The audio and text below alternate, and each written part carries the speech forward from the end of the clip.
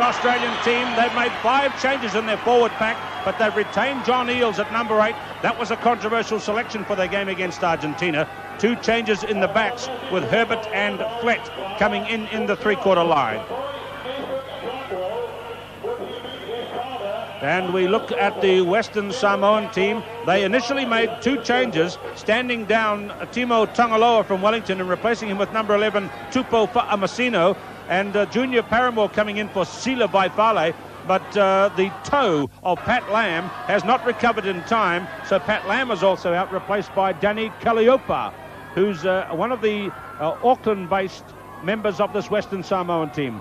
His second appearance today for referee Ed Morrison, and he's going to get this game underway. Rugby World Cup in Pontypool. Marty Roebuck kicks off for Australia on a wet day against Western Samoa, and the first mistake of the game is made by Australia, with the kick not going 10 metres. We'd like to say hello to our many viewers throughout the world on our familiar international network here at Television New Zealand Sports, One World of Sport, bringing it to you. But we'd like to say a special hello to the people at Apia Park in Western Samoa. 15,000 people out of a population of 40,000 in the town have gathered at Apia Park in the middle of the night again, and they're watching the big screens and no doubt highly excited by the chances of Western Samoa here against Australia. In many respects, Earl Curtin, this is the biggest test yet for Western Samoan rugby. Yes, it is, and I think they have made probably a big mistake in not spelling a lot of these players and conceding the game almost to Australia, and leaving it therefore to the what might say, give them a rest before they play this game, the big one I think for them against Argentina, because if they win that, they will basically go into the quarterfinals. Yes, it was apparent in the game in Cardiff, though it was a great day for Western Samoa. Some of their players, especially in the front row, were getting a bit tired towards the end. They could have done with the rest perhaps, but maybe it's not in the Samoan nature to not accept the challenge. And certainly they go into the game with Australia today hoping no doubt they can continue the form that led to one of the big upsets in world rugby when they tipped over Wales on Cardiff Arms Park just 3 days ago. Here's the power of the Australian forward pack. Jeff Miller is in there. The goal line is behind. And that's good early work by the Australian pack. It's a penalty for Australia. Referee Ed Morrison from England has signalled that Western Samoa brought that maul down onto the ground, which is against the laws of the game, and it'll be an early penalty shot at goal for Australia. Well, this is the problem Western Samoa will have today, is the scrummaging. They'll find it very difficult to hold their own in the scrum time against Australia. It was surprising against Wales. They scrum particularly well.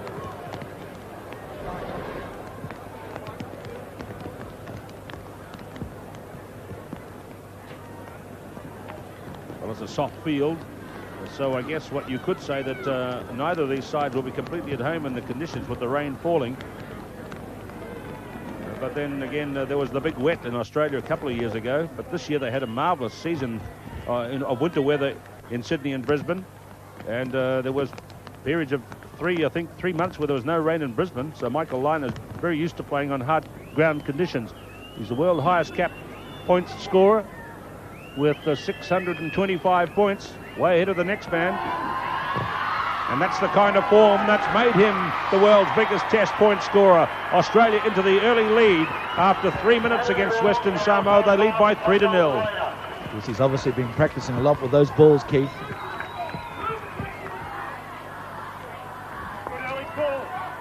Good early pull. Again, just stroking that ball over.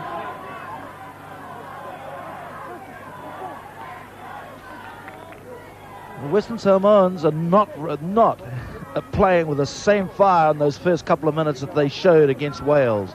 They were really humming against Wales. They're almost as if psychologically they've conceded this game.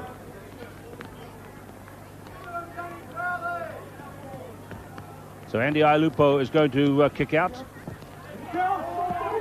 Mark Birdwhistle is up there. Now here's where Samoa will try and get into the game, but the big Aussie pack has got possession again, so far no possession for Western Samoa here.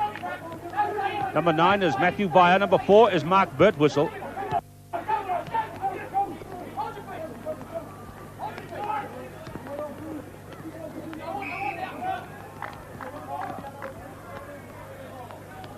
Having a look at the Australian front row there, you can see Dan Crowley near us and then Phil Kearns. And on the far side, Cameron Lillicrap comes back to Test rugby today. Nick Farr-Jones, what a marvellous career he's forged for himself, and this is his 50th Test match today. Iolupo is under the ball. Back with Farr-Jones again.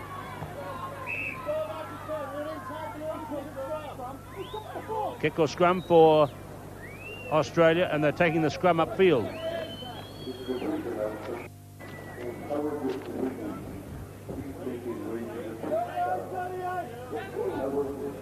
Well, Western Samoa have the bigger pack by some 32 kilograms in total weight. Eels. Farr-Jones watched by Vaea. Michael Lynagh. The touch judge has got his flag out for rough play, and there must have been a late tackle there. We didn't see it. Back to Nick Farr-Jones at halfway. Well, he had his flag out there. He's put it down again. Number 8 is Danny Calliope. Farr-Jones off to Brendan Nasser, just inside the 22-metre line.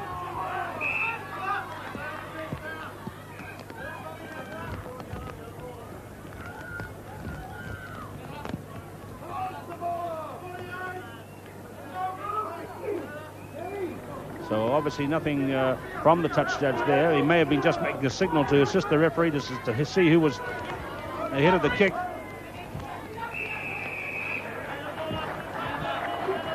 Playing the ball after the tackle. Penalty to Western Samoa.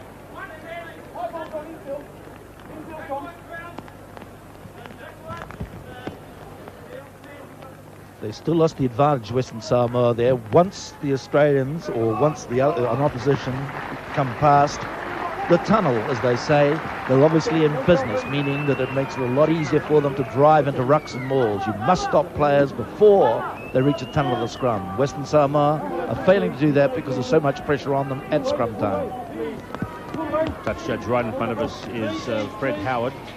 The man at the front of the line-out for Samoa is Billy Alalatua. Vaea away to Basham. It's a slippery ball today. Fa'amasino is with Basham. Oh, lovely run by Stephen Basham. Campese. And in goes the first of the big tackles today from number 6, Junior Paramore, to Vaea. Marty Roebuck will have to kick to touch. So not enough chases from Samoa. Once that ball went in the air and you're going for distance, they had to put more pressure on Roebuck than they did there. It made it very easy for him on the slippery ground just to give a wee bit of a step and then get his kick away to touch, as you saw.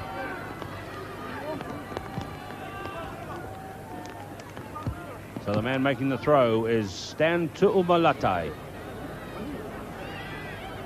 Down to a nice tap. Well, Peter Fadilopa coming off Apollo Perolini's tap.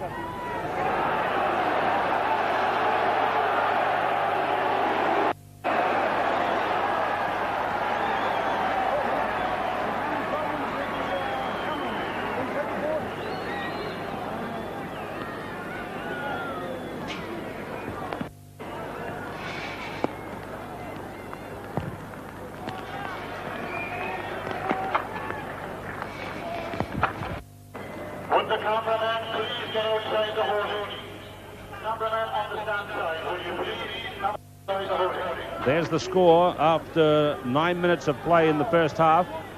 The umbrellas are out at Pontypool Park.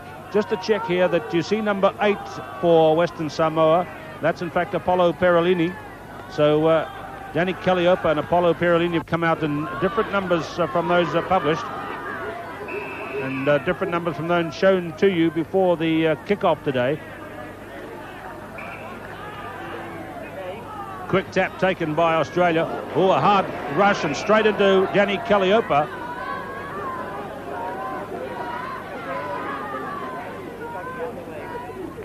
So Well, there's Danny Calliope, who's the open side flanker, and Apollo Perolini is playing in the back.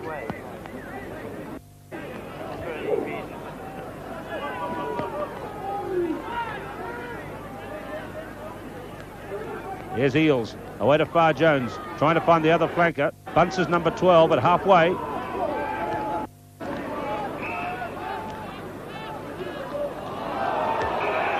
A bit of a tussle here, and it's an Australian ball. Earl Curtin, you didn't like the look of that one, but Nick Far Jones not very happy underneath there.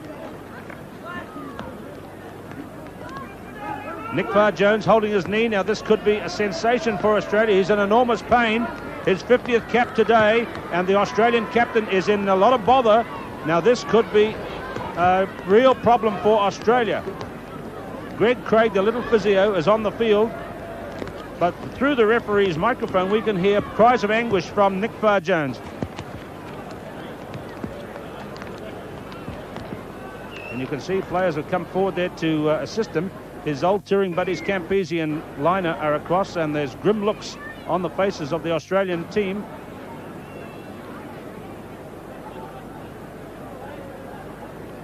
There's Peter Slattery, who's going to come into the ball game.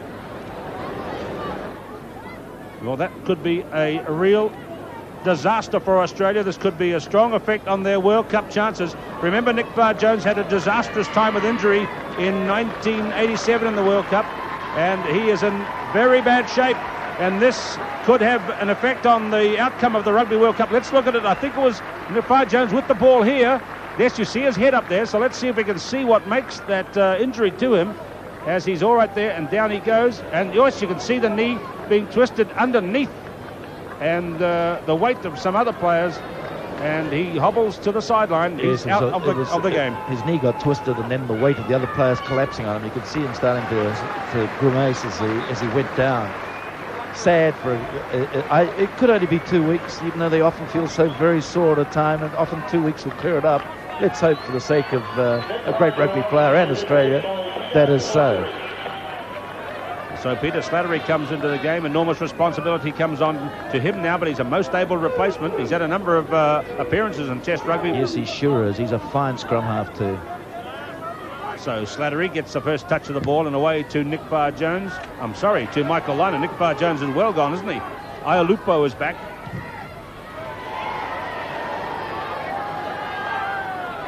Well, I wonder how the injury to Nick Far Jones will affect the mood of the Australian players in this game. I should imagine they might be feeling sick inside, some of them, at having lost their captain in what looks like a serious knee injury. So that is very sad for Australia, but it could be a sensation as far as the Rugby World Cup is concerned, because Nick Far Jones is one of the major players in the team that is favoured to win the Cup competition. Well, yes, he's just the finest halfback in the world. That's all there is to it. He's a marvellous player, and a grand man, great ambassador too for Australia, and a fine captain to beat. But the world goes on. Peter Slattery is on the field, and here is Stan Tuamalatai to throw. We've had running time about 14 minutes in this game, and look at the back of this guy's neck, Earl. Stan Tuamalatai. Well, that's the way hookers go these days. They're actually converted props, you find, the best of them, and Stan is no mean prop either. Good tap by Keenan. Campese. Tupo Pa'amasino is through on him.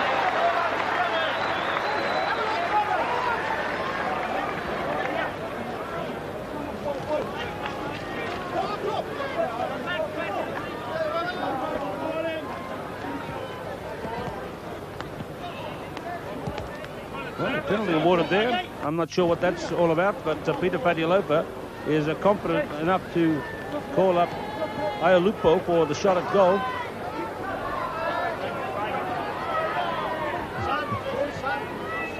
So they want some sand. You see underneath the shirts there, they're wearing a lot of these vests to protect themselves from the cold weather. And it's going to take some time to get sand to Iolupo. Well, for all you people listening, particularly in Samoa at the stadium in Apia, There's a tremendous write-up about your team winning against Wales, and there was one great article in the great sporting paper in London, the Daily Telegraph this morning, where so many people had wondered where Western Samoa was. So here in the heart of the rugby news was a picture of the Pacific and a large blown-up map of Samoa sitting in the middle of it. So you've probably done more with your rugby team for the one might say for the PR work for Samoa than all those ambassadors and whatnot you've sent to London over the last 20 or 30 years. So here's a chance for Iolupo to make a little bit of glory for himself. It's a long way out. It's a heavy ball. It's a hard kick. Pretty good effort. Campese with the ball.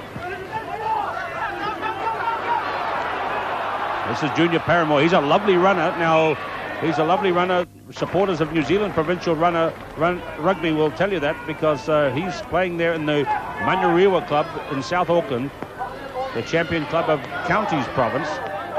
He's a good sevens player. He's a very quick man for a big man. Good ball player. Alalatoa in the front row. He's marking Cameron Lillicrap there. Good jump for Steve Cutler, who makes a return to Test rugby today. This is his 40th Test match for Cutler. Miller back to Slatter, the replacement for Far Jones. Lynagh.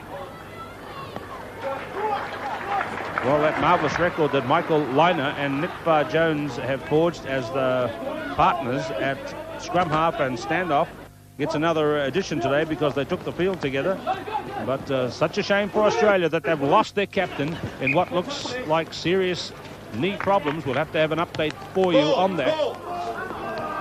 And Peter Slattery on the field.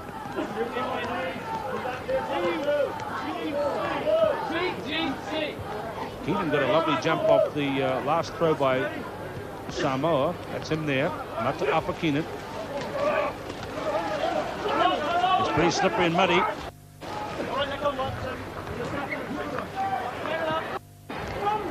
And the tackle was Mata Apakinen. He's had some pretty good rugby since he's come across to the Rugby World Cup. He was a late addition to the Western Samoan team. So it's Coker, Cutler and Eels, three very tall fellows against some shorter and stockier Samoans, but the Samoans have the throw and they get the deflection. Vaea, Bishop, Peter Fatts in midfield. Matthew Vaea, away to Bishop again. With a deep kick behind Roebuck, a good one. Oh, it's a lovely kick. Well done, Bishop. But as you can see, the Samoans are having to go to shorten line-outs to try and get more ball at line-out time. And again, they're using their brains and they're trying to get the ball into the scrum very quickly. In fact, almost too quickly, and they got penalised about 5 minutes ago. Big line-out for them, though, to keep the pressure on Australia. Phil Kearns hobbled off in the previous game against Argentina, but he's back in action today. No doubt the Aussies will be hoping the same happens for Nick Far Jones.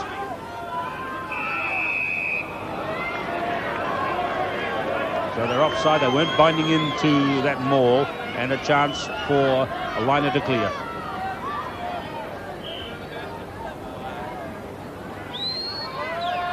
As Keith mentioned earlier on, Eels, who's normally a lock and a very good lock at the age of 20, 21 too, has been drilled to play at number 8. He had one game there last week against Argentina and he wasn't particularly successful, but Dwyer said that it was far too early after one experimentation to not have given him another chance there, but he doesn't look awfully effective even today. Looks too big to be a great number 8.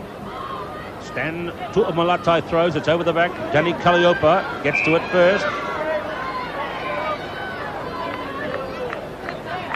So coming up towards the end of the first quarter, and another Australian down.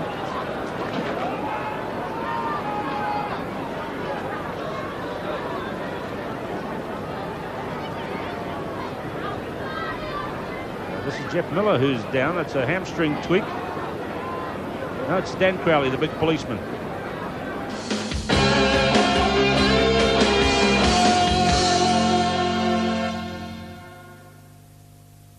Tonight on the bill, an officer in turmoil. You may have been a hero.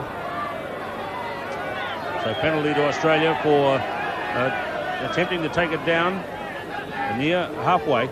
I mean, what does it matter? We take it down and the ball's coming out to Australia anyhow to any great extent. Good mark there, well taken by Stephen Bashop. Bashop plays it to himself. Now the Samoans showing some enterprise here. Now this is skiddy pitch. Campese might not want to run too hard, close to the big hitman that Samoa have. John Flett touches for the first time. He's knocked away. The referee's seen it. The penalty will happen. It was a late tackle. Kick or kick.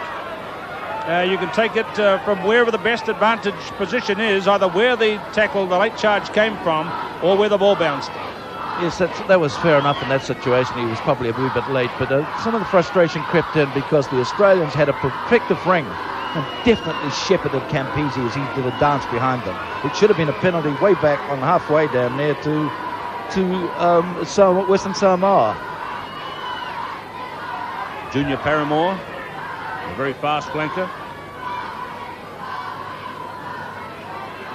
Actually, Earl, I didn't think Campese looked too keen to run there. No doubt he's been watching his television. He would have seen Apollo Perolini. He knows about Junior Paramore and Danny Calliope by reputation. I don't think any of those Australians were too keen to run yet. They want to roll more so they don't really get into too many of the big hits and sort of dampen the fervour of the Western Samoans. What a great tribute, though, it is to the way they played the other day. Some of that tackling by Apollo Perolini and Sila Vaifale has been recognised throughout the sports writers and commentators who are all here at the Rugby World Cup as some of the hardest hits they've ever seen. And there's been some reporters reporting the game for an awful long time. 22 minutes gone. Michael Lynagh kicking for goal again. Well, there's a lucky break for the Western Samoans. It's across the front. Lynagh disappointed. No change to the score. He has the only scoring. After 3 minutes, he landed a penalty goal. It's Australia leading by 3-0. Remember, their captain, Nick Farr-Jones, is off the field and has been replaced by Peter Slattery.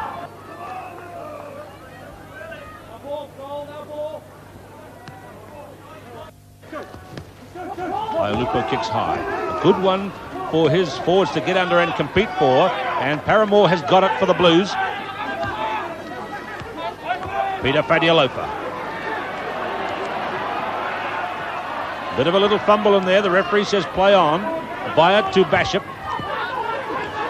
I think they feel that Campese doesn't want to be near the tacklers. Now, can they get Campese?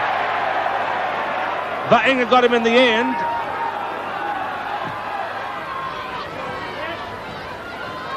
Good covering play by Stephen Bashop. In pass to Matthew Vaea. Halfway line, a high ball. Back again onto Campese's side. I don't think he wants to know. And two big hitters on him, Matthew Vaea and Tupo Fa'amasino. It's not a bad tactic for Australia to put pressure on the great Campo. No, those are good kicks by Samoa. I do feel, though, now they're getting down here, they want to be running it because they're not going, or they don't have that dominance at line out or scrum. They've really got to keep it rolling.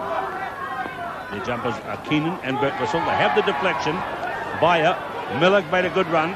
Frank Bunce, a tough inside centre, second 5'8". See the way he twisted his body, and the referee stopped it there miles too soon. Miles too soon. I mean, the stop-start rubbish, really. Frank Bunce, second 5'8". And on a wet day too, he should be encouraging him to play and get some continuity because it's hard enough as it is when it's this bad. Bashop's had a good game so far. Again, the kick over to Campese's side. I'm sure they're going to try Campese on, see how big his heart is on a day when Campese would probably like just to get through and look for the big games later. Yes, I think there'll be a few of them with that in mind. But then again, Dwyer obviously sensed that because he made 7 changes. Western Samoa having a good little patch here in the game. They're down by 3-0, 24 minutes first half. Deflected by Cutler to Slattery. Bert Whistle turns him over.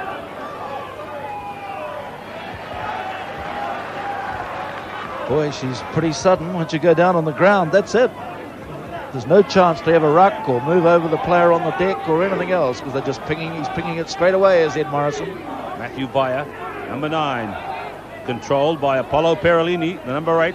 Vaea running wide. Can he turn it in to find some of those, the big men I'm calling the hitmen, the second and first flankers to the ball?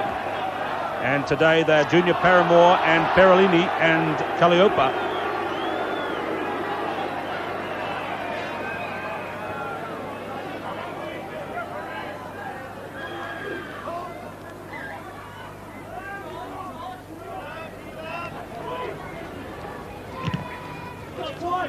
Kick down the touchline. Ialupo from fullback, keeping the pressure on and down the same touchline. Good catch by Eels, jumping up like an Aussie footballer, Aussie rules player. And the referee again stopping it very quickly when the ball was loose and coming back on the Samoa side. He's given Samoa the foot, and Earl Curtin's looking a bit frustrated here, even a little bit angry, Earl. I mean, it's silly. Absolutely silly. I mean, the ball's free and it's coming out. I mean, it's going to be no game at all. We're just going to see nothing else but scrums and lineouts. John Eales is down and in pain. So he's outside the touchline. The game will go on. Greg Craig, the little physio.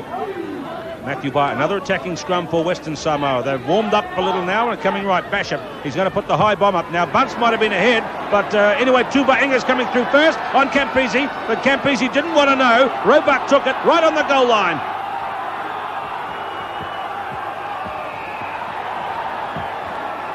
And the Western Samoa players are too keen and are offside.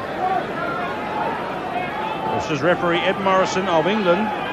He's already controlled a game here. He controlled the Japan-Scotland game on the weekend.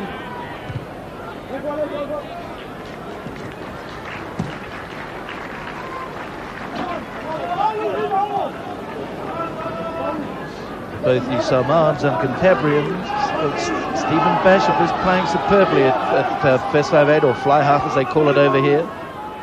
He's having a grand game in these wet conditions. Up they go. Nice work by Calliope. Keenan, who's done well too. Number 5, Mata'afa Keenan. There's the ball again available there, Earl. I'm sorry, New Zealand people watching this game would think that's a ruckable ball. And the referees, he must have seen it, and he stopped it and given it to the Blues for a scrum. Well, I think that's one of those other things I've been told at the moment. The ball goes down on the deck to stop it, to blow it up. Vaea's away to Basham. The little pop kick this time. Flett is coming forward. Flett is caught by Basham. He's having an excellent game, Stephen Basham. That's the 22-metre line. In goes Keenan and hits Cutler hard with the shoulder. There's a lot of big hits coming in again by Western Samoa as they warm up to the conditions. The Samoans, I'm sure back in Apia Park, will be delighted at the way they've been going in the last 10 minutes. I used to be very proud.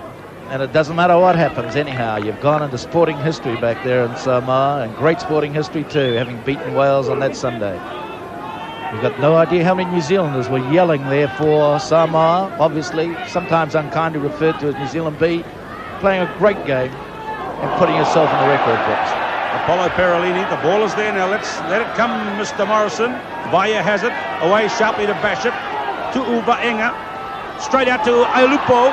Ialupo's passed it to Horan, and it goes across the touchline. Samoa are just flexing their muscles and expanding a little in this game now, and they're imposing their will on Australia those last 10 minutes. They weren't running with much purpose then, though, Keith. They've got to have more pace on. They were running at half pace and just shoveling the ball on. They've got to really punch it, man. So Lillicrap at the front. Behind him is Troy Coker. Then Crowley bending over. But Keenan got the deflected, and Alaloto as well. Bunce going hard at his opposite number. But Horan's a good little tackler. Vaea clearing it nicely to Basham. Wide out to Brian Lynagh. Good fend. Brian Lynagh, the schoolboy, out on the right wing, number 14. What a lovely fend that was. Look at the Samoan team go here. Burt whistle. 10 metres out. Vaea. Basham. To Vaea. Tupo Fa'amasino. And Campese scrambles it away. The ball went forward in one of those tackles from Tupo Fa'amasino. But look at the support the crowd is giving the Western Samoan team. Same old story, though. It's the underdog, and so they should. There'll be a lot of New Zealanders there too. They said they played so well on Sunday, they were all going back to watch them play this day at Pontypool. Because it was definitely one of the best games of the start of this World Cup tournament. Well, Australia, with their big reputation, have come half an hour into the game and they haven't looked like scoring a try. They've kicked one penalty goal and they lead by 3-0. There's the line-out throw. 10 line-outs thrown in by Western Samoa. They've won 9, 4 of them cleanly. Now there was grabbing there. Well, they pushed them before. Those line-outs, a bit of a shambles always as to who pushes who first. But Paramore is the player penalised according to Ed Morrison. Yes, the shoving all around becomes a lottery as to who's going to get the penalty. I think, too, the referees go in with preconceived ideas as to who should win, and then they start worrying about it when they look at the scoreboard sometimes and see that heavens above, the favoured side or the favourites aren't winning, and therefore it's time maybe I'm not doing it right. That is, he thinks about himself or his own interpretations. Oh, my word. Therefore it becomes a bit leeway. You'll upset a few referees saying that, Earl. That often happens. Referees go in with a preconceived notion as to who's going to win. Well, perhaps they do. Yes, I think they do. Slattery around the short side. Big thump by Fa'amasino. Campese. Apollo Perolini waits. My word, he's a good player, this Apollo Perolini. He's played well. He's so bandaged up, and I bet he's so sore. He looks like a man out of Farewell to Arms, Ernest Hemingway's book. He's so bandaged. Phil Kearns to throw. Another look down the front of the Aussie line. That one's deep and over the back. Perolini, Paramore. Basham, who seems to have a lot of time today. That's outside the 22. It'll have to bounce. Campese's claimed it. And Campo not running. It's still good ground, though, gained by Basham, and you add that up. He conceded a bit, and plus he's got the throw into the line-out. And they're winning their good throws. Football. Yeah, they're winning their throw-ins to the line-out with Arthur Keenan, too. Isn't he playing well? He's made a big difference to their backup. He was playing well for Auckland before he came away, and since he's joined this Western Samoan side, he was excellent on Sunday against Wales and is proving to be good today too. That's Mata Afakinen, number 5. Crowley has the ball again. He doesn't seem to be bothered by that hamstring tweak from earlier in the game. Remember, Nick Farr-Jones off the field. We hope to have a report on him. Maybe at half-time we'll check on the condition of Nick Farr-Jones. But look at that Stan Tu'umalatai there. And he's got... Well, when we talked about his neck before, Earl, it's actually a contradiction in terms, really, because he hasn't got one. No, he just runs straight down off that ear, straight down onto his shoulders. Beautiful build for a hooker in the front row man.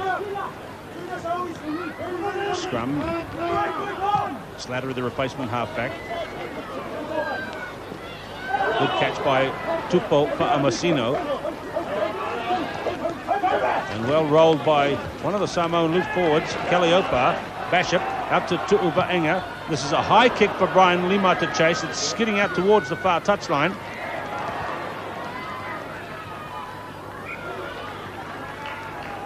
Yes, it was a bad kick. It came off the side of his foot. I thought they'd have a go there and run. Vaenga's quick, and so is Lima on the wing. And I think they should punch it wide and still keep the pressure on by moving it. They've got to take more risks in Australia because they don't win as much line-out ball, and they'll tend to make a few more mistakes in moving the ball wide.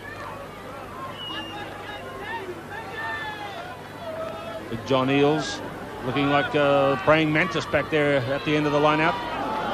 He's got the ball from Slattery. This is Coker. Here's Troy Coker. Slattery up to Lillicrap. Lillicrap trying to weave his way through the busy traffic. Now they're spinning it wide. Horan. Oh, and nearly an intercept for Tupo Fa'amasino. On a dry day, he might have been away. Now, this man is a real athlete. Take a look at the build of this guy. He's got super hips and legs. And Tupo Fa'amasino was nearly away there. Heavens, if he hadn't have intercepted it, they were away though too. Australia were. The way he was going in, he got sucked in, and he had 2 men overlap on the outside going for the intercept. Eels, Slattery. Ilupo coming forward. Well, 35 minutes gone. You'd expect the hotshot Australian team to have something more on the board according to the run of form. Yes, you certainly would, but they're gradually putting it together and being a wet day, and they'll just want to pace themselves. They'll just try and play controlled stuff, I think, and roll more most of the day. I don't think they're going to sprint it too wide.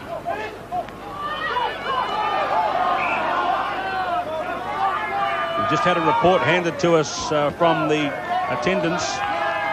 Nick Barr-Jones, Earl Curtin, apparently a knee problem and could be out of action for up to 10 days. Yes, that's normally 14 days. That's good news, though, that at least he's not out of the whole competition. So that'll be some relief to our Australian fans who are watching today. This is a fine Australian team. They thrashed the Welsh by 63-6, thrashed the English by 40-15 this year, beat the All Blacks 21-12. There's the big scrum shove, but Vaea clears it this time to Bashop. This was that lovely, clear, clean play by Bashop again. And on his wrong foot. But didn't worry him one jot. Just whipped it away. To Umalatai. And a hard case he is too. A lovely chap. Yeah, he led the singing the other night in the dressing room after the big victory. Alalotoa, who's been playing a lot of rugby in Sydney in recent seasons, so you'll know a lot of these Australians play. The lineup. That's Anthony Herbert, and there was the big hit on Anthony Herbert by Frank Bunce. Mind you, Herbert's a pretty big chap himself. He is a big lad himself. Talking about big lads, a lot of the English press were absolutely in awe of John Kirwan, saying that, at 15 and a half stone, what an incredibly difficult job it is for a winger, marking him and to stop him. Aussies have got the rumble on here. The scrum has turned right around.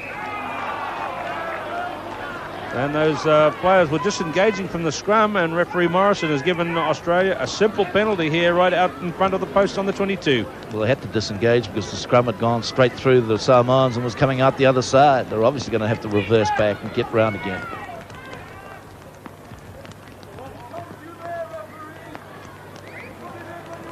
The rain is pretty steady at Pontypool.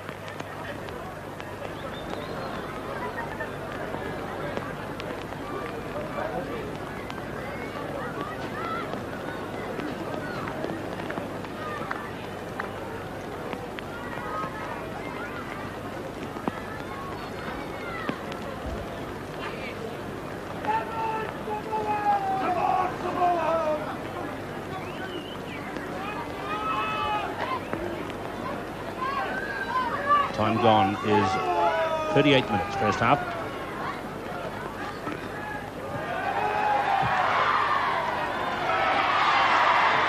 There it is, safely through, and Australia are out to 6 points to nil with just a few minutes remaining to half-time, with the second penalty goal for Michael Lynagh.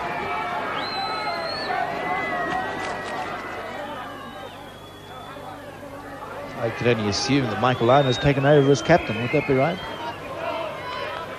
Yes, he has captained Australia before in test matches. There's another ex-test captain, of course, sitting in the stand in Simon Poitevin. So I would say you're probably right there. He's 49 caps. He's now the one of the most experienced guys in the team, although David Campese is playing again, of course, today, and he's Australia's most capped player. Coming up to 60 caps. He'll pass 60 caps at the World Cup here. And Campese, referee's ruled a knock on there by Stephen Bashop. Well, you can hear what the crowd said, and I don't know how Ed saw it either. You're a long way away, Ed. Mr. Ed.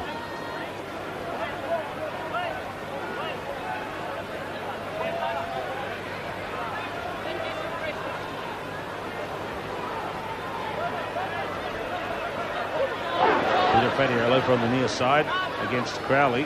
Crowley's gone in on an angle, you notice that in the front row. The steam coming off the players as they inch down towards the 22.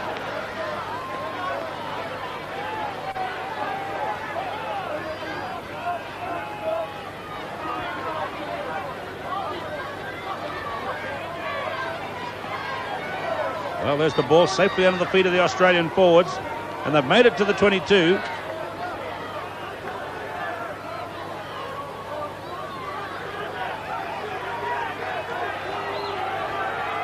Well, it's occupying time, isn't it? I don't know if they're going to try and go for the pushover all the way down to the line.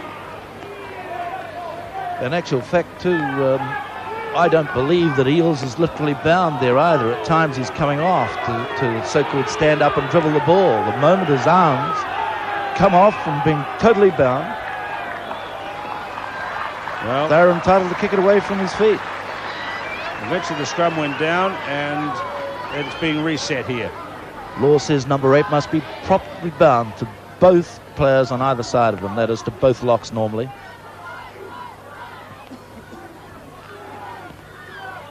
So we're going to go back for an action replay. Scrum has turned around too far.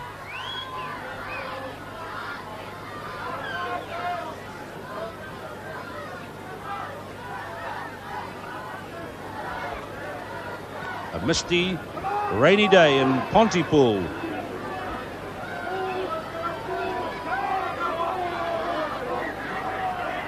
Scrum is turning again. Now Slattery gets it away to Campese. Slattery finds Lynagh. Horan, Herbert, Flett. Flett hit hard. Strong tackle on him. Horan again. Lynagh very close to the line. Claimed by Miller. It's a loose ball.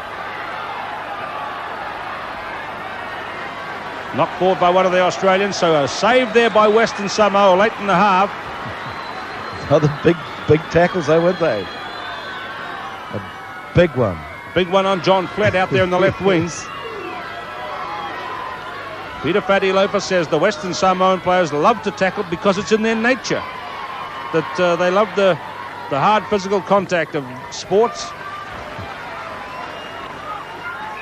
And there's the whistle for half-time here at Pontypool Park from referee Ed Morrison. It's pretty wet, pretty miserable at Pontypool, but Australia slightly happier than the Western Samoans. Western Samoa against Australia at Pontypool Park in Wales, and David Campese has the first kick up the far touchline, and a bit of a grid at the opposition as they came charging through on him. 6 points to 0, Australia lead with 2 penalties by Michael Lynagh.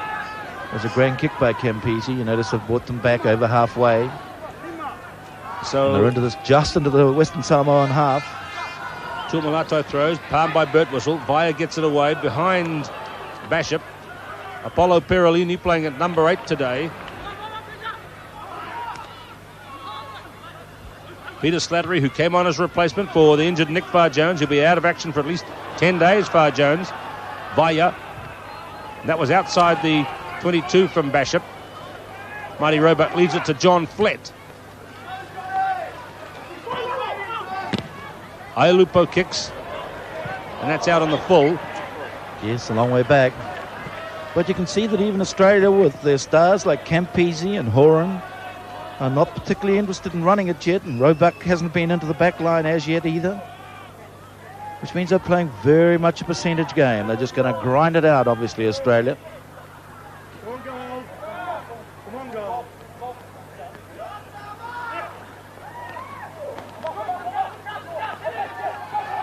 There's big Mata Afakinen. Vaea. Bishop. Oh, he's missed that one. Roebuck still not prepared to run it up, kicking it back. Bishop's been waiting back. A very good kick that time by Stephen Bishop. An excellent kick. Yes, it was a grand kick again. Actually, he was just teasing him the last time with that kick that went down, straight down to Roebuck. They've got to clap it on, though, now. These next 10 minutes, that's when it's exciting, and it should be for Western Samoa if they're ever going to claw their way back into this game. Otherwise, it'll just be precision and precision work by the Australians, and they'll just roll their way back to get penalties or soft tries, rolling round, roll balls. Again, the ball free, and again, the referee blowing it up. Absolutely crazy there, sitting in the base of that scrum there, ready to get blown away. Passed away, sorry, not blown away, and bingo. Vaea Away to Basham. Back high one on Roebuck. Eels is going back. Eels goes up. It's back on the side of the Samoans. Alalatoa, nicely for Vaea. Finds Basham. Looking for support from Tu'u Vaenga. Nice kick by Vaenga. Very close to the line. Campese is caught. Australia in trouble. And the referee in very quickly on the goal line. Western Samoa haven't put it here. They've got a right royal chance. They've got a scrum well, though. Big concentration. Fatialofa will have to really call him in here. I'll bet he's giving it heaps. Western Samoan ball. Just a minute into the second half. Apollo Perolini working hard to Vaea.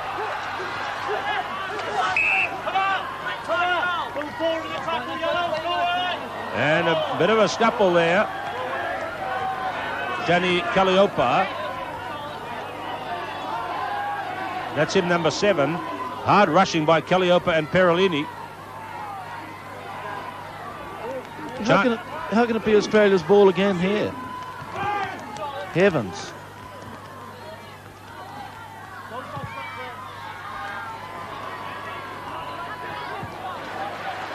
Oh, that's tough stuff. Western Samoa drove forward, and they had the ball, and the ball was due to come back. And they should have had to put into that scrum. Well, we're getting pretty hard on referee Ed Morrison today. He's the number 2 referee in England. Tuamalatai throws good, short, hard and fast to Keenan. And Vaea's kicked it away. That ball is not out. An excellent kick really by Vaea. They get curled in. And so there will be another throw-in for Western Samoa. Remember, these are 2 unbeaten teams in the Rugby World Cup. In the group containing these 2 sides, Argentina and Wales. Both are winners. A win here would put the winning side through to the quarterfinals. That's guaranteed. So Western Samoa, they're staying close. They still have a great chance. No tries in the game yet. That's the big throw we've seen out the midfield. A head high, and Crowley's thrown a punch in there. And this is bad. This is bad. I think Crowley threw the first one. No, it was a head-high tackle. It was a head-high tackle. Look at that. Head-high tackle, and somebody took exception to the incident. And Nasser being called out, and Crowley, I think, should come as well. Michael Lynagh is the captain. He wants everybody else out, and Brendan Nasser. Referee Morrison talking to Brendan Nasser. Here it is again, a replay of that incident out the back. And it was Nasser's head high, and then one of the Samoa went in and clipped Nasser, and then Crowley went in. So Crowley didn't throw the first. Junior Paramore might have been the man involved, but it's a long way out for a shot at goal. However, they're going to have a shot. Ailupo has been called up for the shot at goal. Yes, it's a very difficult kick. He had one from about there before in the first half, and he fell short with it. But he may time it well, and it's worth a punt. Now, Matthew Vaea took the kicks from the angles against Wales. Ailupo takes the long ones. But if you've been watching our Rugby World Cup coverage, you'll know that not many kicks are getting over with that ball from beyond 40 metres, and that's in good conditions. Yes, true. It's very noticeable. But with the adrenaline pumping, as it surely is for Anatalia Ailupo, then anything could happen.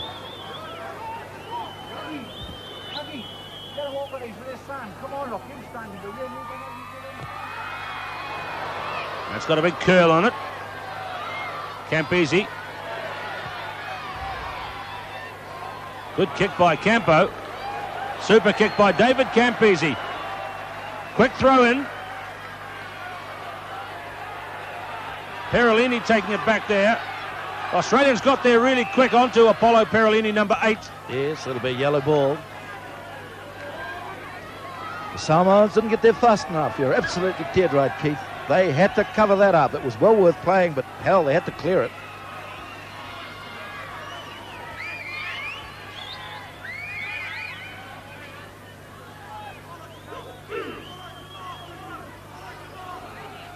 Well, there's one for the Western Samoans against the head. The Aussies took the scrum down when they'd lost the tight head. Dear me, that's a bit of an insult to the Australian scrummaging power. The Western Samoan pack have hooked the tight head off them. The Aussies didn't go back 10 metres. Now, if the Western Samoans can get the adrenaline pumping here, they're in with a show. That's Danny Calliope, number 7, taking it up. Vaea, away to Bishop. Apollo Perolini, the star of the previous day. Tupo Fa'amasino, his kick is out. Yes, he's having a couple of little kicks that aren't really accurate enough, Tupo Fa'amasino. Far better to hold that ball in hand when they're rampaging there and push it back inside and really punch, because they were getting down inside the 25. There's an injured man out to the right. The game will come to a temporary stop. And the game is going to go on.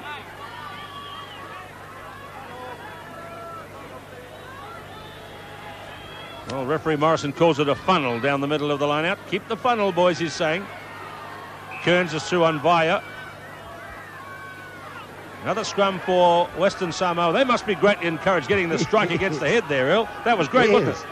And it wasn't necessarily kicked through either. They actually got out and struck for it.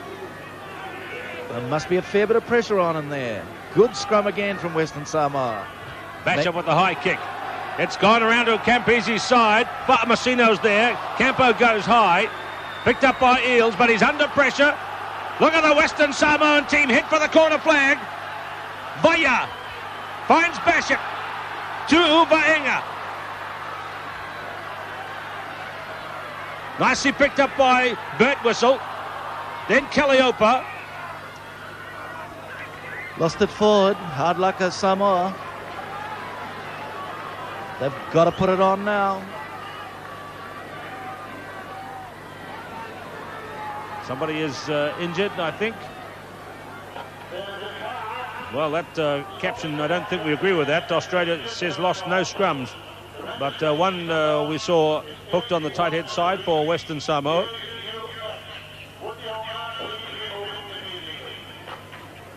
Dan Crowley is injured. I think that Danny Calliope might be coming to the sideline as well. Brian Lima. No, Brian Lima. Brian Lima. This is the young man who's a secondary schoolboy in Wellington at St Pat's College. Plays his rugby for the Morrison Pats club in Wellington and was previously at Chanel College in Samoa. Oh, and here comes Timo Tangaloa into the game. Well, this could be interesting. The man I consider to be the star for the Western Samoan team, Timo Tangaloa. He's worn the all-black jersey of New Zealand this year in the 7-a-sides and against Romania in the Soviet Union for a New Zealand 15. Timo Tangaloa going to come into the game. Yes, he's an exciting player. There's a loose ball scrambling. Iolupo put pressure on. But that's a good kick back by Michael Lynagh. Very dark here at Pontypool. Tupo Fa'amasino having a bit of a run. Lovely run by Fa'amasino. And Western Samoa having a great period in the game. Remember, no tries so far and only a 6-point lead to Australia. Yes, they've got to keep it on now. Try and win the line out. Their scrum's a lot better at this present time.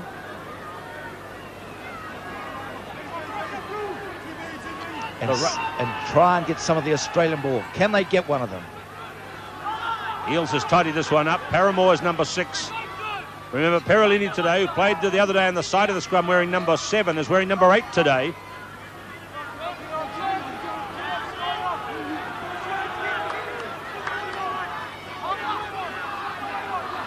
Some hard work going in there. Down it goes. Well, you can hear the Pontypool crowd are really... Don't like that either. Well, okay, Earl. Timo Tangaloa, can he make a difference? He sure can. If he's got his mind on the job, he could make a big difference.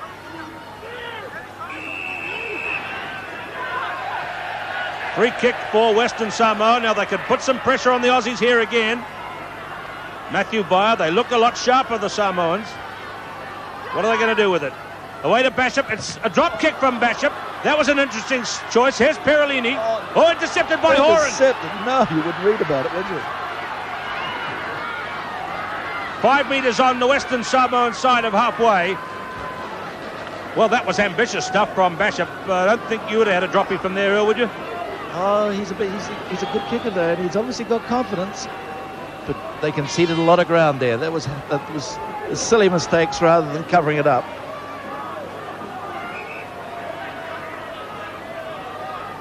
Apollo Perolini bandaged at wrist, head, above the eye and the elbows. Knees. Slattery. Lynagh, this is the angle kick back to the new man, Timo Tangaloa. Now, Timo is a good runner with the ball. Not such a great kicker. That's probably a good example of that. Didn't find his touch. Cutler, Lillycrap, and the ball spills forward. Yes, Lillycrap looked up at the man and never ever looked at the ball there. They've seen a few of their mates go down on big crunching tackles even today too. And the Australians, I think, might be trying to just gradually win this and play for another day. Stephen Bashop gets it away to touch. Good kick by Stephen Bashop. This is the guy whose brother's here at the World Cup playing for New Zealand. There's Samoan blood way back in the parentage of Stephen Bashop, so he elected to try for Western Samoa in their team. His brother Graham is the New Zealand halfback. Nice work by Eels. The big double palm. See that ball, Lil? Yes, Australia should have been allowed to play that back too.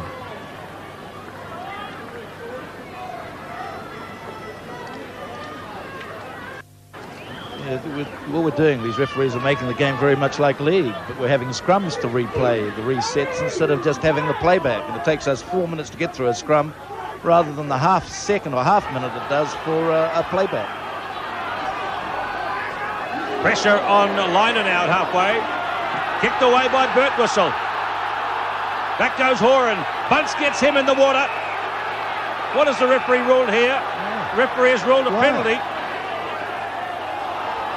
He wanted, that's ruled for going over the top. That is a strange one from referee Ed Morrison. Grab the ball. He slid into his back to grab the ball off him.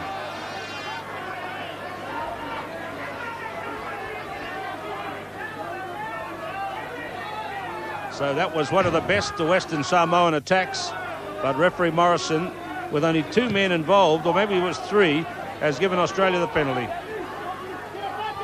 The catcher is Iolupo. Timo Tangaloa to Uvaenga. Oh, well picked up by Tupo Fatmasino. Punched that same little kick ahead, and across the touchline it goes. They're not running with any real conviction, though, are they? The Western Samoan backs either. They ran with a lot more pace on Sunday against Wales. They've got to get into that pace and really gas it. The thing, though, Earl, is that this ground is getting quite a bit worse. There's a bit of surface water over in the right-hand corner. And the rain has continued pouring down quite steadily throughout the game. Yes, that's true, too. I accept that it's quite wet underfoot. Palm by Cutler. Yeah, they were holding back Junior Paramore from coming through, and he held back on throwing a big punch too. So here's a chance for Western Samoa. That's 40 metres out. I don't know if they'll have a shot at goal from here. Australia have had more possession, 58% to 42. Yes, and that 42% really lies like a lot of statistics too, but it hasn't been great ball that Western Samoa's got. Shot at goal, and they're changing the goal kicker this time. Matthew Vaea coming in.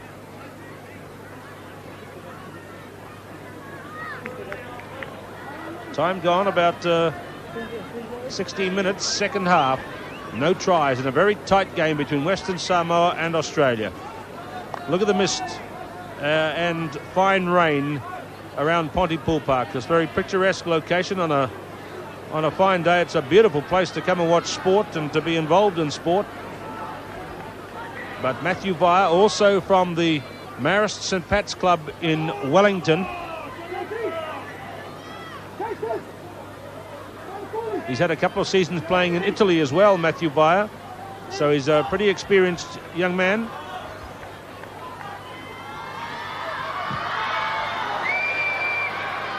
Good kick, but just short. Taken by Mark Birtwistle. Good little tactical kick by Birtwistle. Now a late, looked like a late charge on bird whistle, and here's an easier kick for Western Samoa, and another shot at goal coming up for Matthew Vaea. Peter Fadialofa giving the signal. It could have been Jeff Miller who made the late charge. Let's look at bird whistle. Miller coming across, and yes, that was a good call by the referee. The ball goes across the touchline. The referee then brings the penalty in to the 15-metre mark. In actual fact, it looks like he's allowed Vaea to put the ball in just away from the 15-metre mark. Just in from that. It's not actually on the 15-metre mark, is it? Yes, he might have been watered there, and he's allowed him to come slightly closer to the touchline just to get a bit of footing. Well, this becomes a vital kick for Western Samoa. They would really want this one. There's been no scoring since half-time.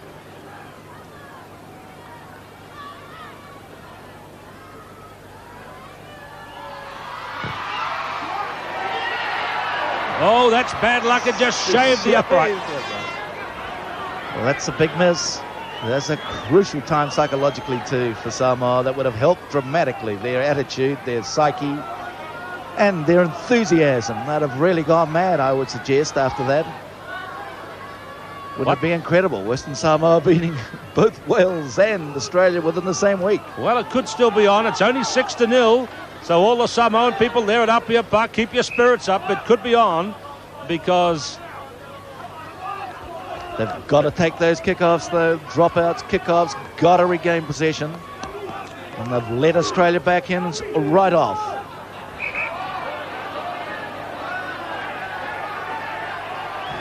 Peter Slattery is appealing to the touch judge for some naughty play by one of the Samoan flankers who tried to hook the ball back at his side with his hand before it was put in.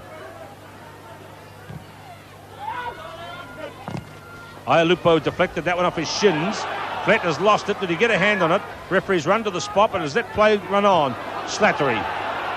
Timo Tangaloa is going back. Here's Big Timo. And he puts it safely to touch. Yes, I thought he got a hand to that. He put his hand down to stop it, and it ricocheted off back onto his... the referee obviously played it as his boot, which is fair enough. It's very hard to tell when you've got so many legs and knees and players to look through to see a ball down there. Referee's asked him to throw it in again while he goes down and says, cut it out to the players at the back of the line out. Kelly-up is down the back against Miller. They've had a good battle. Eels makes the big jump. Well thrown. Good work by Eels. And now Coker. Now Crowley's picked it up. 6-0 Australia leads. A tough battle in the mud at Pontypool Park.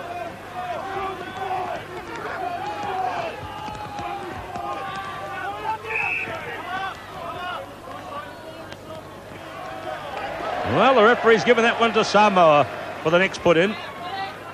The ball actually rolled out on the Australian side, but it came off the hands of the Samoan players going forward. There's Peter Fadialofa. What an inspiration he is to rugby players in Western Samoa. A charismatic leader of rugby men. Bishop. He's kicked well all day. Oh, that's a fine kick to beat two men, step onto his other foot, and then spiral away with his left foot. Excellent play.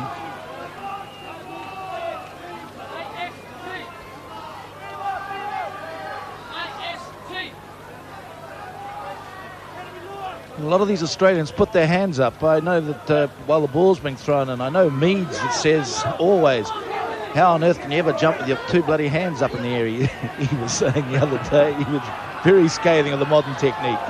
Here's Frank Bunce near halfway. Matthew Vaea, Bishop, to Vaea.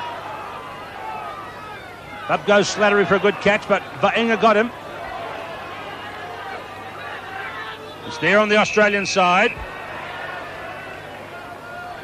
Hands used in there, says referee Ed Morrison.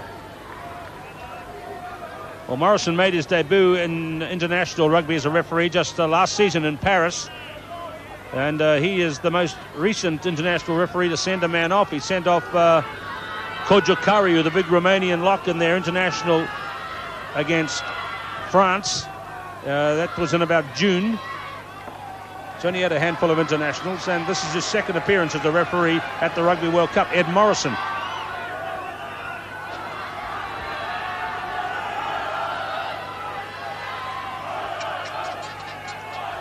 So it's not a spectacular running match. The conditions don't allow that. Look at the leaves across the field from the many trees here in Pontypool Park. Two tough hookers there. Tu'umalatai, Stan the Man they call him, and Phil Kearns. I feel as though the game's slipping away a wee bit from Western Samoa, though, Keith. They've got to win this line out, and they've lost it. They've certainly gone forward, though. Well played, Paramore.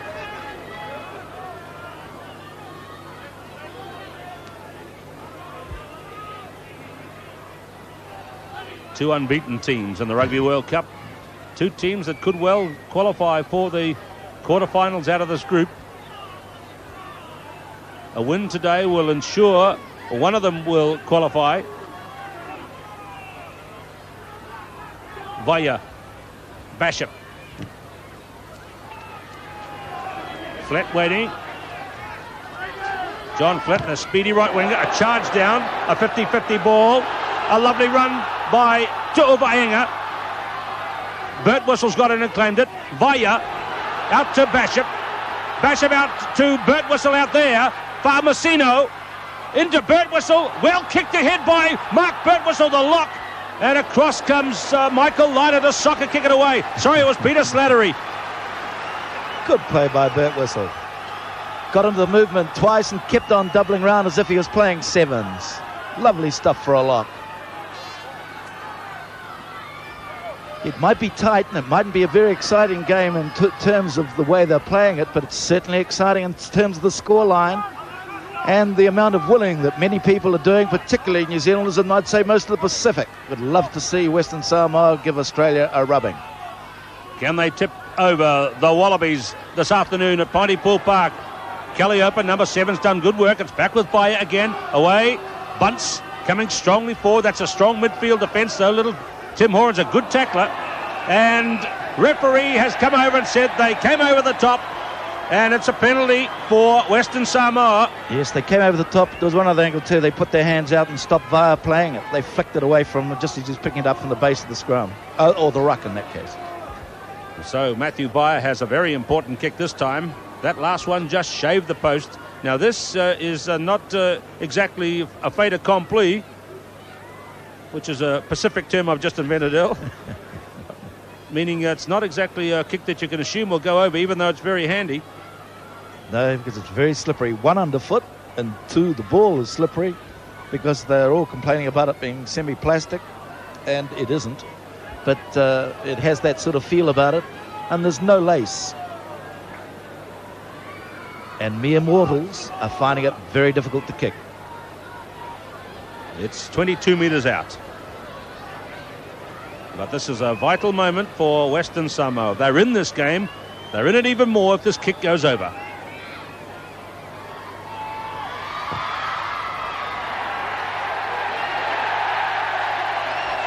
Well, what a shout's gone up. And I think we can hear the echoes coming back from Apia as Western Samoa have closed the gap to just 3 points. Australia 6, Western Samoa 3, and about 15 minutes left to play in the game. They've got to take this kick-off. It's just stress the importance of these kick-offs. They must again reassert their authority and get down into the Australian half to start putting pressure on them, and for the Australians, for a change, to start doubting their supremacy. Lynagh kicks off. We could be in for a thrilling last quarter of an hour. And Stephen Basham, who has had a superb game in the conditions, he's guided it well. He hasn't found his touch with that one, though. Roebuck puts it back, and the same man waits. My word, he's handled that ball as though he's got glue on his hands. That ball hasn't found the touch this time. Slattery kicks it. There's misty water coming in on the lenses of the cameras here, and Peter Fatialofa is protesting against a late charge ruling by referee Morrison. Peter Fatialofa, the Western Samoan captain. And here's a chance to put Australia out to that 6-point lead again. Yes. Well, I was in the middle of singing the praises of Stephen Basham, but he missed touch twice, Earl, and that was bad.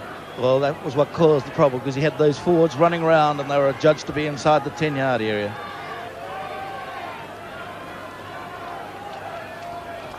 They must not go into that 10-yard circle, and they must stay outside it after the catch is being made too.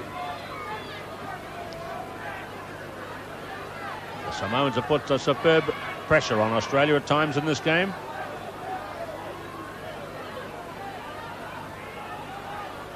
Yes, they had really only one chance of scoring though, and that scrum right down on the goal line just towards the end of the first half.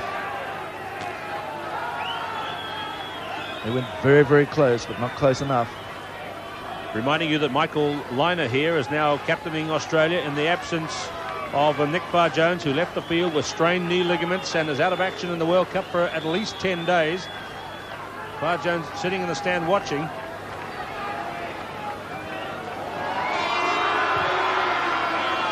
Well, he's hooked it. Listen to the crowd. That's hardly sporting. Listen to the crowd. They're cheering the miss by Michael Lynagh, the world's greatest goal kicker. He's hooked it outside, and Western Samoa still in here with a chance. Look at the way the Western Samoan players turn their back on it. They're looking for the deflection off the post, of course, but maybe some of them couldn't bear to look. Aialupo.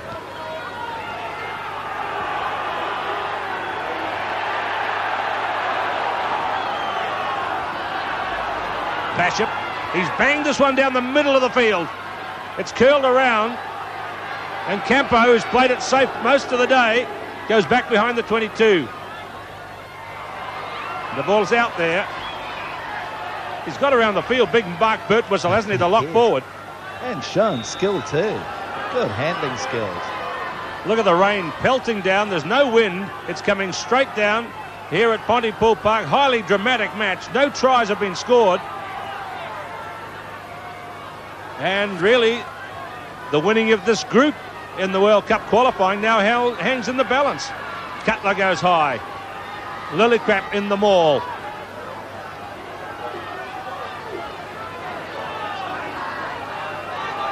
Away goes Jeff Miller. He lost his place, remember, in the Wallaby team after their win over Wales. Stood him down for the next match against England, and he hasn't been back in since. Well, I think Australia will try and roll and push the scrum too. They'll try and take it if they can. Well, if it comes back to Lynagh, you can put a ring around it. He'll be putting it up in the air. It's a little pop kick.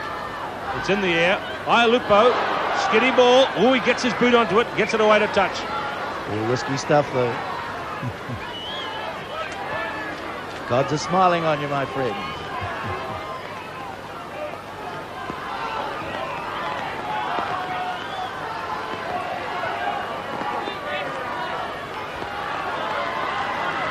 To the left, there you can see Mark Birtwistle. There he is. He's had an excellent game today. Worked so very hard, not only in the forward areas, but out in the open as well. Vaea's decided to kick. Oh, he's in trouble. He better watch he's not penalised for not releasing. He didn't have to, because he was on his feet, wasn't he? So the ball was down on the deck. The scrum ordered. Look at the rain, absolutely pelting down. Oh, fatal hesitation, Matthew.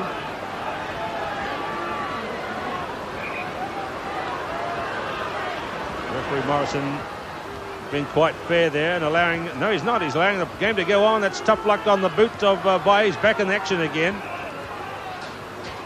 Now, the referee's got a difficult job here, to be fair, because some of the footholds here in a day like today with the rain lashing down are very hard to maintain. True. Replacement halfback Slattery. Now here comes the second shove from the Wallabies. And the referee is saying to them that's a slip, so he's not penalising them for anything else but for a slip. What he wants to let them do then is take the ball, or tell them to take it. 6-3, no tries in the game. By my clock, about 10 minutes to play in the game.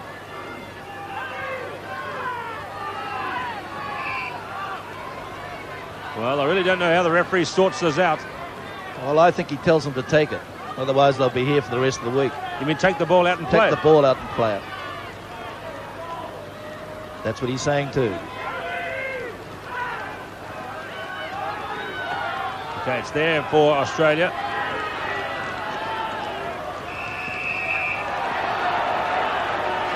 Well, the referee this time has penalised the Western Samoans for collapsing the scrum. Well, he had to have about 4 scrums before he decided that. Peter Fatialofa going back. He was one of the men in the front row penalised for taking it down. Look at that rain falling down. There he is, Peter Fatialofa, the piano shifter. He doesn't play them, he just shifts them. Didn't the great Frenchman say that one of the great quotes, wasn't it? Rugby is a game for piano players and piano shifters. I don't know how you drew that conclusion. I didn't know that too many of them played the piano. Well, he's speaking metaphorically about the backs and the beautiful music they can play when they run with the ball, like the French backs last night.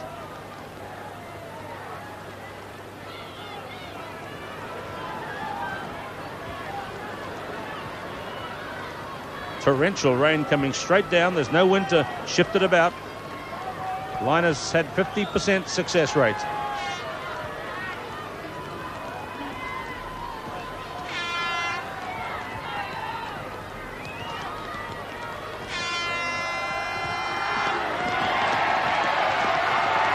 Through it goes, 9-3 now to Australia. The time ticks away, about 8 minutes to play, and the 6-point gap restored for the Wallabies.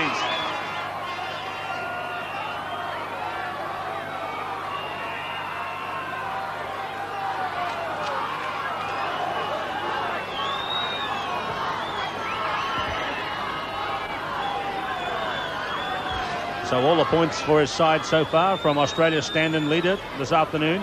Aialupo kicks out. It's too far. They've lost the ball again. On wet days like this, I would always be inclined to kick the ball very, very long, down into that corner, 5 yards off the goal line. So as you stop this rubbish. Cutler's taking the heat there. Short side by Slattery. Knocked on by Fa'amasino.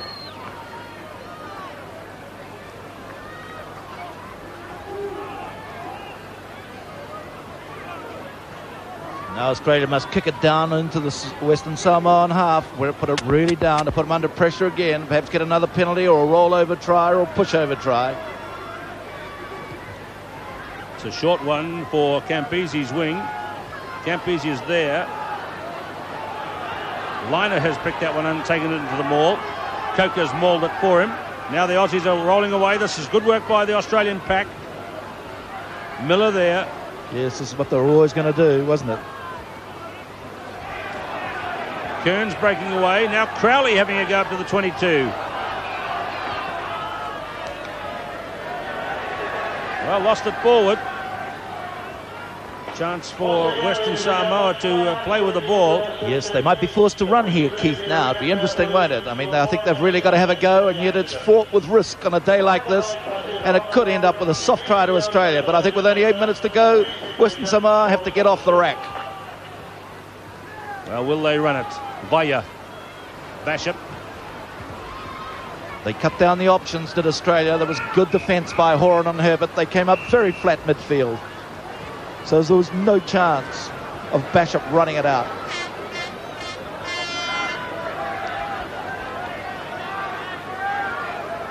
Coming near the end of the game. 9-3. No tries. Tough game. Good performance by Australia to be in the lead. Fine performance by underdogs Western Samoa to push them this hard. There's old Skylab Cutler getting up, getting it. Lynagh. Now that man Herbert looked like he might have been in front. Lupo's lost it. It's there for Australia. Well, we've seen that gesture from referees a few times. Yes. That was a fair call.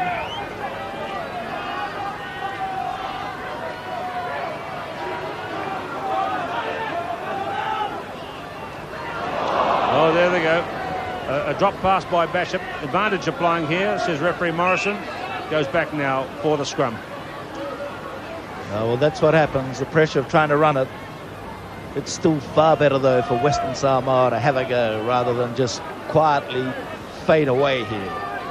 They must still try to attack.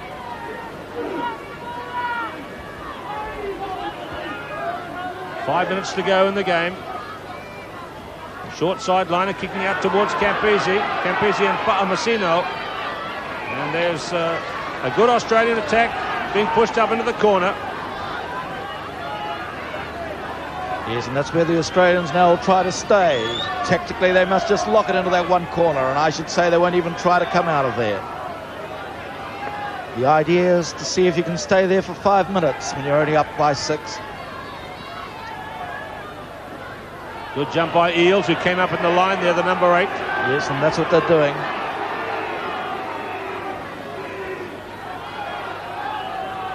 Paulo Perolini there, number 8, trying to keep it away from his line.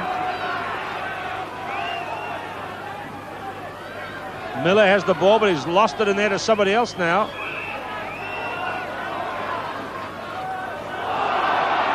Well, the ball's gone to Australia for the next put in. Incidentally, if the match should be drawn, 2 points each would be given to the teams for the championship table. It's 3 for a win, 2 for a draw, 1 for a loss. No points for a team that doesn't complete a game or the game is abandoned for some reason. Alalatoa is injured here. It's very near the end. What a day it's been down here. Rain has poured right through the day. And the ground is rather heavy in parts. Very little of the game has been played up in this corner. So actually conditions there are quite good. But look at these Western Samoan players. Still heroes in my book, Hill. They've battled it away today. They now have to, provided they don't win or draw here, they now have to beat Argentina in their 3rd match on the weekend. Yes, that's a sad thing. They've played too many of their good players 3 times in a week, and they've been absolutely gut-busting tests, each one of them. But what a credit they've been, regardless of what happens from now on. Their whole tournament has been a success in the one game where they created Samoan history, and dare I say it, definitely Samoan sporting history. The rain continues to crash down onto Pontypool Park. Australia putting in the big scrum. That might be the only way they'll get over. Look at those numbers down. The referee has said that Western Samoa took it down again. And this could be the one that will clinch it for Australia. Lynagh's decided to have a shot, and that'll take up time, and it could put them out past the 6-point gap. Yes, that's what he's got to do. I mean, you can't blame Lynagh for doing it. And the crowd, it's more wishful thinking, I think, from the crowd, and I'm sure it would be from you people in Apia too.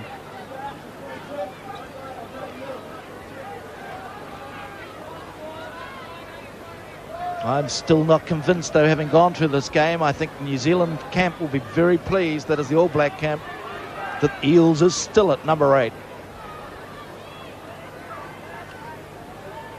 I just don't think that he's strong enough, or can he get low enough to the ground to actually punch round scrums.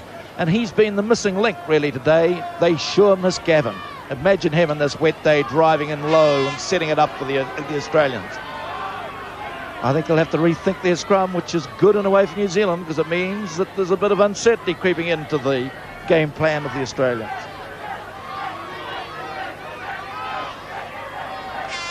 Lynagh right near the end of the game.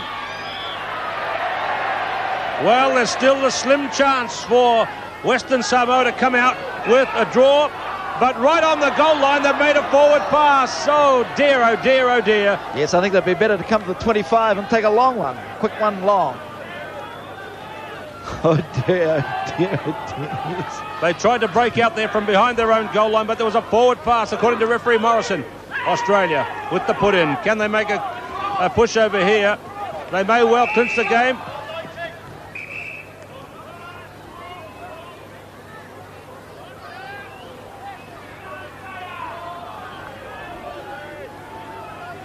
Heavens, these consistent, continual scrums are boring though, aren't they? Shove, shove, shove.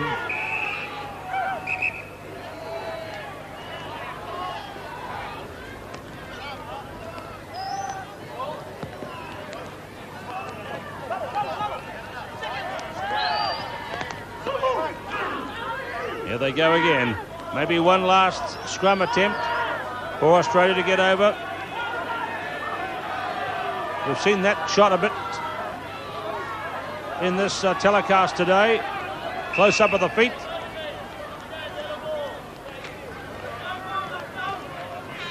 So here we go again. Here we go.